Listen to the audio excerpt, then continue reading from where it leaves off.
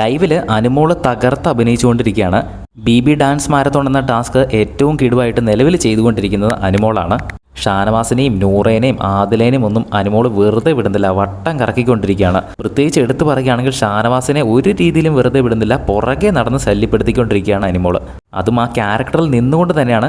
ഇന്ന് full day ഇവർ ഈ ക്യാരക്ടറിൽ നിന്നുകൊണ്ട് വേണം അവരുടെ ഡ്യൂട്ടികൾ വരെ ചെയ്യാൻ. അപ്പോൾ ആ ഒരു ക്യാരക്ടറായിട്ട് ഏറ്റവും മനോഹരമായിട്ട് ചെയ്യുന്ന നിലവിലിപ്പോൾ അനുമോളൊക്കെയാണ്. അനുമോൾ ആ സിനിമയിൽ യഥാർത്ഥ നന്ദിനിയായിട്ട് അഭിനയിച്ച രേവതി പറയുന്ന ഡയലോഗുകളും പുള്ളിക്കാരത്തിയുടെ മാനറിസവും എല്ലാം കറക്റ്റായിട്ട് തന്നെ കാണിക്കുന്നുണ്ട്.